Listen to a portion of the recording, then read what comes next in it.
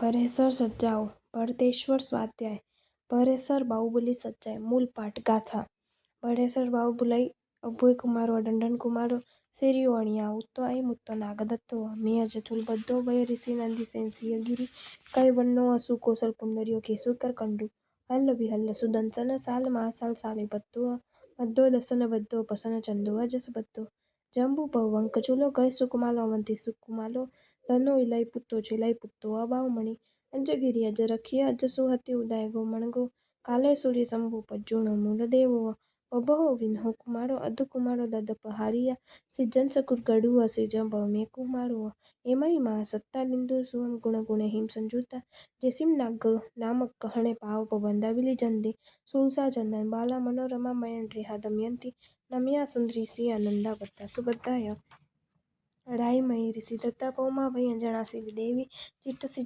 જીટ્ટ સુજીટ્ટ મિગા વೈ પવા વೈ ચિલ્લના દેવી પંબી સુંદરી રૂપિણી રેવೈ કુંતી શિવા જયંતીય દેવೈ દોવೈ ધારણી કલા વૈ પુપચૂલાય પૌમા વૈયા ગૌરી ગંધારી લખમણા સુશીમાય જંબુ વೈ સચ્ચભામા રૂપિણી કન્હટમય સિંહો જખાય જક્કદિન્ના ભુઆત હચેવ ભુઅદિન્નાય સેણા વેણા રેણા વહેણીઓ થુલબદ્દસ ઇચ્છૈમાં સેયો જંતિયા અકલંક શૈલ કલિયાઓ અજબી વજ્જઈ જાસીન જસપડ હોતી વણે શૈલે સંસ્કૃત છાયા ભરતેશ્વર બાહુબલી અભય કુમાર ચ ઢંઢણ કુમાર શ્રીય કર્ણિકા પુત્ર અતિ મુક્ત નાગદત્ત ચ મેતાડ્ય સ્થૂલભદ્ર વજ્રશ્રી નંદિશેણ સિંહગીરી કૃતપુણ્ય ચ સુકૌશલ પુંડરીક કેશિકર કંડુ હલ્લ વિહલ્લ સુદર્શન શાલ મહાશાલ શાલિભદ્ર ચ ભદ્ર દશાર્ણ ભદ્ર પ્રસન્ન ચંદ્ર ચ યશોભદ્ર જંબુ પ્રભુ વંકચૂલ ગજ સુકુમાલ અવંતિ સુકુમાલ ધન્ય ઇલાચી પુત્ર ચિલાતી પુત્ર ચ બહુમની આર્યગીરી આર્ય રક્ષિત આર્ય સુહસી ઉદાયન મનક કાલક સૂરી શાંભ પ્રદ્યુમન મૂલદેવ ચ પ્રભવ વિષ્ણુકુમાર આદ્રકુમાર દ્રઢ પ્રહારી ચ શ્રેયાંશ કુરકુડુ ચ સ્વયંભવ મેઘકુમાર ચ એવમ આદય મહાસત્વા દદતુ સુખં ગુણ ગુણૈ સંયુક્તા યેષાં નામ ગ્રહણ પાપ પ્રબંધ્યા વિલયમ યાન્તિ સુરસા ચંદન બાલા મનોરમા મદન રેખા દમયંતી નર્મદા સુંદરી સીતાનંદા પદ્દા સુભદ્રા ચ રજીમતી ઋષિદત્તા પદ્માવતી અંજના શ્રીદેવી જ્યેષ્ઠા સુજ્યેષ્ઠા મૃગાવતી પ્રભાવતી ચેલ્લના દેવી બ્રાહ્મી સુંદરી રૂક્મિણી રેવતી કુંતી શિવા જયંતીય દેવકી દ્રૌપદી ધારણી કલાવતી પુષ્પચૂલાય પદ્માવતી ચ ગૌરી ગાંધારી લક્ષ્મણા સુશ્રીમાય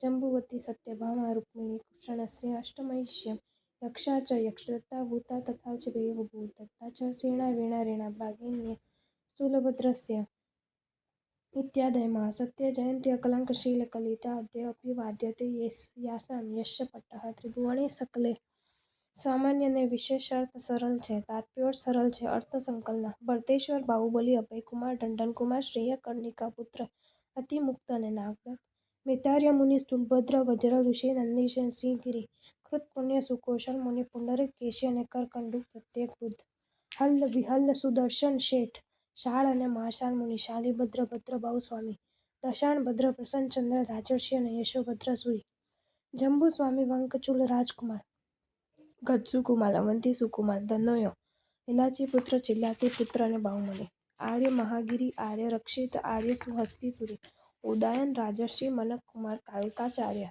સાંબુ કુમાર પ્રદ્યુમન કુમાર અને મૂલદેવ રાજા પ્રભવ સ્વામી વિષ્ણુ કુમાર આદ્રકુમાર દ્રઢ પ્રહારી શ્રેયાંશ કુરગડુ સાધુ સ્વયંભવ સ્વામી અને મેઘકુમાર એ વગેરે જે મહાપુરુષો અનેક ગુણોથી યુક્ત છે અને જેઓના નામ લેવાથી પાપના પ્રબંધો નાશ પામે છે તે સુખને આપો સુલસા ચંદન બાલા મનોરમા મદન રેખા દમયંતી નર્મદા સુંદરી સીતા નંદા બંધા અને સુભદ્રા રાજીમતી ઋષિદત્તા પદ્માવતી અંજના સુંદરી શ્રીદેવી જ્યેષ્ઠા સુજ્યેષ્ઠા મૃગાવતી પ્રભાવતી અને ચેલ્લના રાણી બ્રાહ્મી સુંદરી રૂપિણી રેવતી કુંતી શિવા જયંતી દેવકી દ્રૌપદી ધારણી કલાવતી અને પુષ્પચૂલા તથા પદ્માવતી ગૌરી ગાંધારી લક્ષ્મણા સુસીમા જંબુવતી સત્યભામા રૂક્મણી એ 8 કૃષ્ણની પટરાણીઓ યક્ષા યક્ષદત્તા ભૂતા ભૂતદત્તા સેણા વેણા અને રેણા એ 7 સ્થૂલભદ્રની બહેનો એ વગેરે નિષ્કલંક શીલા ધારણ કરનારી મહાસતીઓ જય પામે છે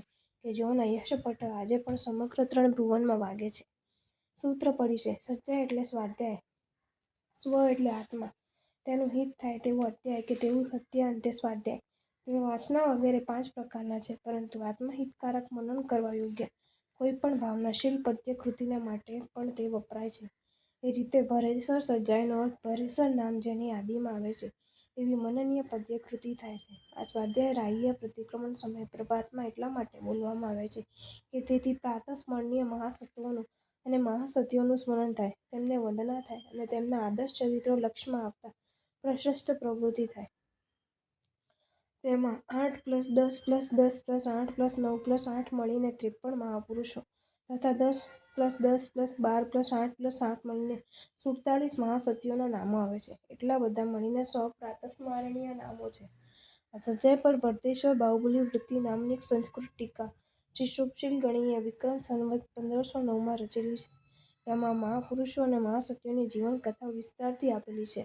અન્ય ગ્રંથોમાં પણ તેમના કથાચરિત્રો ઉપલબ્ધ છે, જે અહીં સંક્ષેપથી રજૂ કરવામાં આવે છે.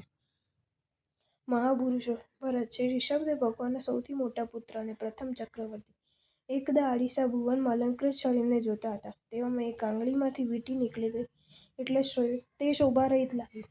આ જોઈને બીજા અલંકારો પણ ઉતાર્યા તો આખું શરીર શોભારહિત લાગવા માંડ્યું. આથી અનિત્યમ સંસારે ભવતી સકલં યન્ન યન્નગમ.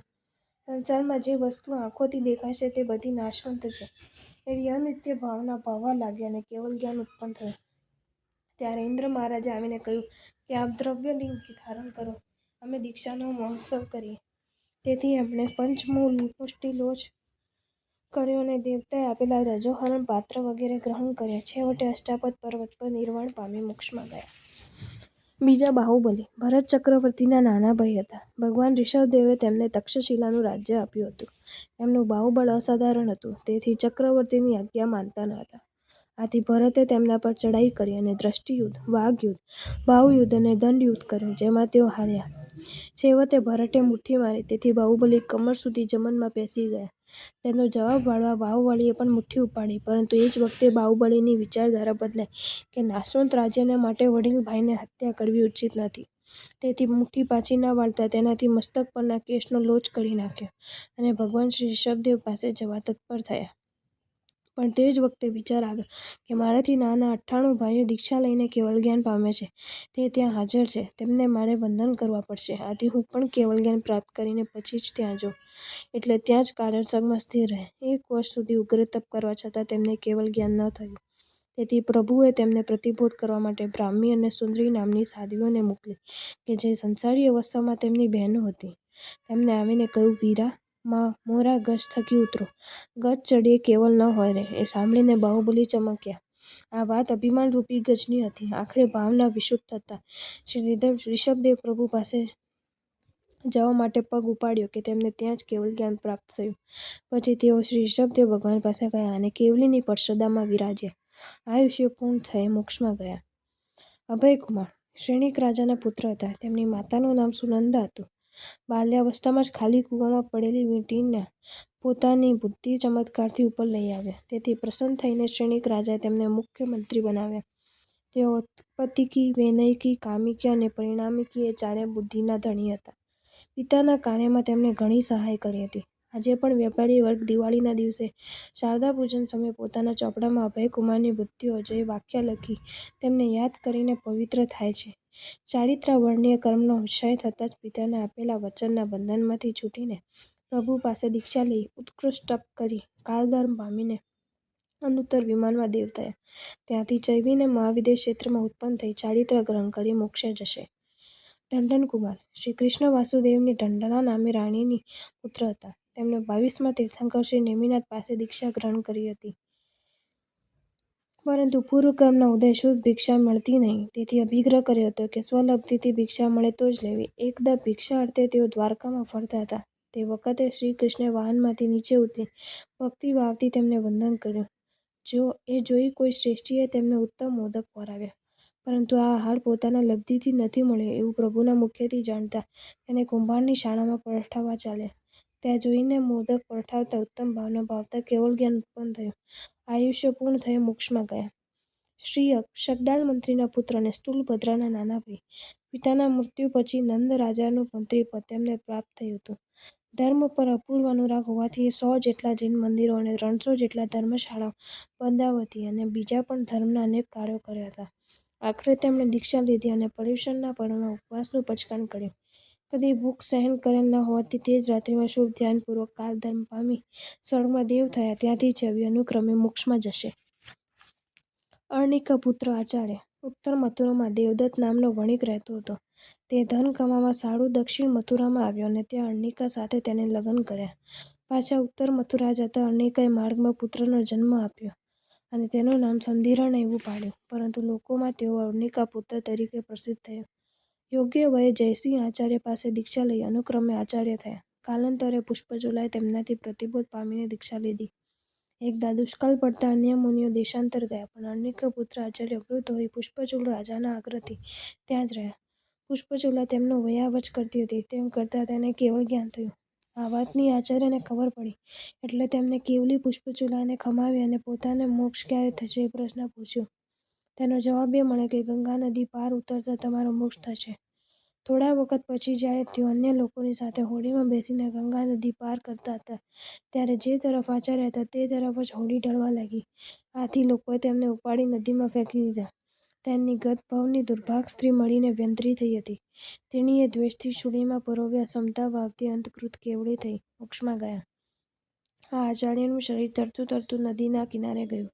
ત્યાં કેટલાક વખત પછી પાટલ નામનું વૃક્ષ ઉગી નીકળ્યું કે જ્યાં આગળ ત્યાં જતાં પાટલીપુત્ર નામે સુંદર શહેર વસ્યું.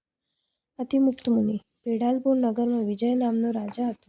તેને શ્રીમતી નામની રાણી હતી. તેમને એક પુત્ર થયો. તેનું નામ અતિમુક્ત પાડ્યું. આ કુમારે 8 વર્ષની નાની ઉંમરે શ્રી ગૌતમ સ્વામી પાસે માતા પિતાની અનુમતિથી દીક્ષા લીધી. તેઓ એકવાર સવારમાં પહેલાં ગોચરી કરવા નીકળ્યા અને એક શેઠને ત્યાં ગયા. ત્યારે દીકરાની વહુએ કહ્યું, કેમ અત્યારમાં બહુ મોડું થઈ ગયું શું? શબ્દો દ્વિઅર્થી હતા. ગોચરી તથા દીક્ષા બંનેને લાગુ પડતા હતા. મુનિ તેનો મર્મ સમજીને બોલ્યા કે હું જે જાણું છું તે નથી જાણતો. આ સાંભળી વહુ ચબરાક પુત્રવધૂ વિચારમાં પડી ગઈ. આખરે મુનિએ તેનો મર્મ સમજાવ્યો કે મરણ નિશ્ચિત છે. તે વાત હું જાણું પણ છું. તે ક્યારે આવશે એ હું જાણતો નથી. એકવાર વરસાદ પડી ગયા પછી અન્ય બાલયોગીની સાથે આ બાલમુનિ પણ પાત્રની હોડી કરીને પાણીમાં તરાવવા લાગ્યા. તે વખતે શ્રી ગૌતમ સ્વામી ત્યાંથી પસાર થતાં તેમના મુનિધર્મનો તેમને ખ્યાલ આવ્યો અને એકદમ શરમાઈ ગયા. પછી શ્રી મહાવીર પ્રભુ પાસે જઈને મીડિયાવયે આલોચતા ડગમટી ડગમટી એવા શબ્દ ઉચ્ચારવા લાગ્યા અને પૃથ્વીકા અને અપકારના જીવોને કમાવતા પાપોને અતિ પશ્ચાતાપ થતા ભાવનાની પરમ વિશુદ્ધિ થઈ અને કેવલજ્ઞાની થતાં આયુષ્ય પૂર્ણ થયે મોક્ષમાં ગયા. નાગદત્ત. વારાણસી નગરીમાં યજ્ઞદત્ત નામનો શેઠ રહેતો હતો. તેને ધનશ્રી નામની સ્ત્રી હતી. તેને એક પુત્ર થયો જેનું નામ નાગદત્ત પાડવામાં આવ્યું. તેના લગ્ન નાગવસુ નામની કન્યા સાથે કરવામાં આવ્યા. એક વખત નગરનો રાજા પોતાનો ઘોડો દોડાવતા જઈ રહ્યો હતો ત્યારે તેને એક કાનમાંથી કુંડલ નીચે પડી ગયું. તે રસ્તે થઈને નાગદત્ત નીકળ્યો, પરંતુ તેને પારકી વસ્તુ નહીં લેવાની પ્રતિજ્ઞા હતી. તેથી તેની સામે દ્રષ્ટિ કર્યા વિના ચાલ્યો ગયો અને ઉપાશ્રય જઈ કાર્યોત્સર્ગમાં સ્થિર રહ્યો. આ વખતે નગરનો કોટવાલ કે જે નાગવસુને ચાહતો હતો તે ત્યાં થઈને નીકળ્યો અને તેને પેલું કુંડલ નાગદત્તની પાસે જોઈને મૂકી દીધું. રાજાએ જોયું તો કુંડલ મળે નહીં. પછી કોટવાલે તપાસ કરવાનો ઠોંગ કરીને જણાવ્યું કે મહારાજ, આપનું કુંડલ નાગદત્ત પાસેથી મળી આવ્યું છે. એટલે તેને શૂલી પર ચડાવવામાં આવ્યો. પરંતુ સત્યના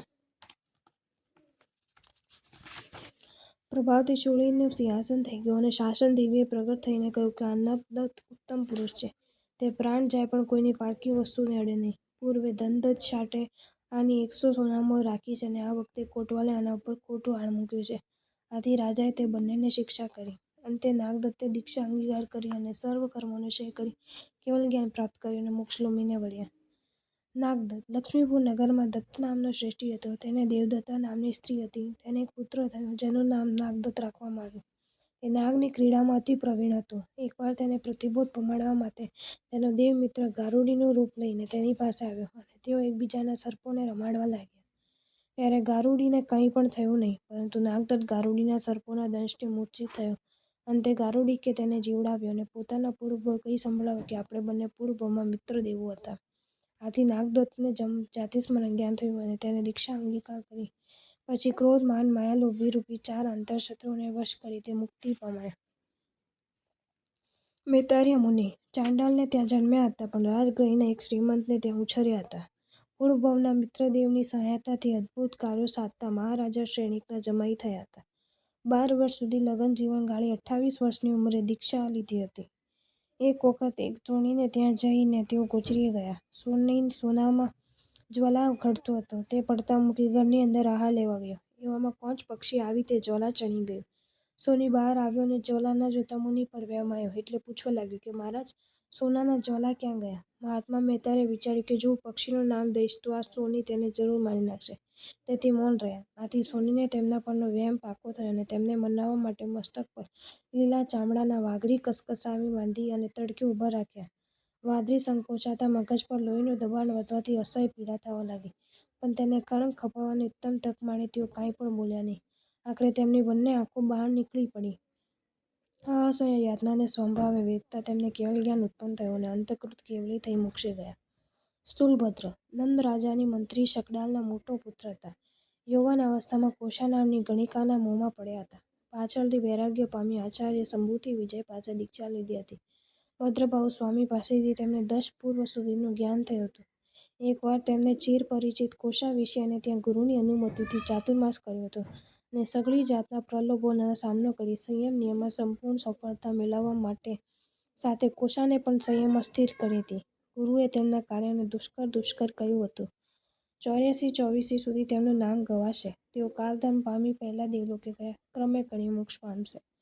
વજ્રસ્વામી જન્મ તંબુવન ગામમાં. પિતા ધનગિરી, માતા સુનંદા. તેઓને જન્મ થતાં પહેલા જ પિતા ધનગિરીએ દીક્ષા લીધી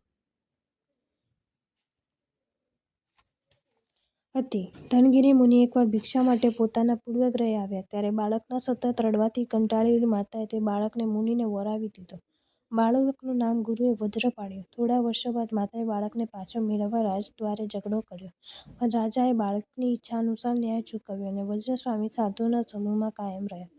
બાલ્ય વયમાં પણ તેઓને પઠન પાઠન કરતે આર્યોની મુખેથી શ્રવણ કરતા પદાનુસારીની લબ્ધિથી 11 અંગો યાદ કરી લીધા હતા.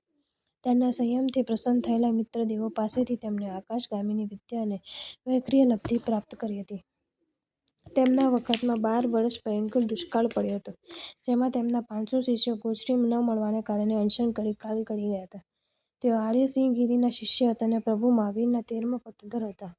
10મા પુરોધર તરીકે તેઓ છેલ્લા ગણાય છે. શાસન સેવાના અનેક કાર્યો કરી તેઓ અનશનપૂર્વક કાલધર્મ પામી સ્વર્ગે ગયા. ઇન્દ્રે આવી આ પ્રસંગ ઉજવ્યો હતો. નંદિસેન આ નામના 2 મહાપુરુષોનો ચારિત્ર પ્રાપ્ત થાય છે. એક અદભુત વૈયાવૃત્ય કરનાર નંદિસેન કે જેને દેવ પણ ડગાવી ન શક્યો અને બીજા શ્રેણિક રાજાના પુત્ર નંદિસેન કે જેમણે પ્રભુ મહાવીરની દેશનાથી પ્રતિબોધ પામી દીક્ષા લીધી હતી. ભોગ ઈચ્છાઓને દબાવવા તેમણે ઉગ્ર તપશ્ચર્યા કરી હતી. તેથી અમુક લબ્ધિઓ પ્રાપ્ત થઈ હતી. એક વખત ગોચરી પ્રસંગે એક વેશ્યાને ત્યાં જઈ ચડ્યા અને ધર્મલાભ કહી ઉપર રહ્યા. વેશ્યા બોલી, હે મુનિ, તમારા ધર્મલાભને હું શું કરું? અહીં તો દ્રવ્યલાભની જરૂર છે.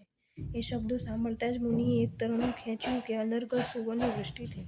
એ જોઈ વેશ્યા બોલી, હે પ્રભુ, મૂલ્ય આપી એમ જવાય નહીં. મારા પર દયા કરો. તમે જશો તો મારા મરણથી તમને સ્ત્રી હત્યાનો દોષ લાગશે. મુનિ ધર્મ ચૂક્યા અને વેશ્યાને ત્યાં રહ્યા, પણ એ વખતે એવો અભિપ્રાય કર્યો કે રોજ 10 પુરુષોને ઉપદેશ આપી ધર્મ પમાડી પ્રભુ પાસે મોકલવા. 12 વર્ષ તો આમ વીત્યા, પણ આખરે એક દિવસ એવો આવ્યો કે 10મો જણ સમજ્યો નહીં.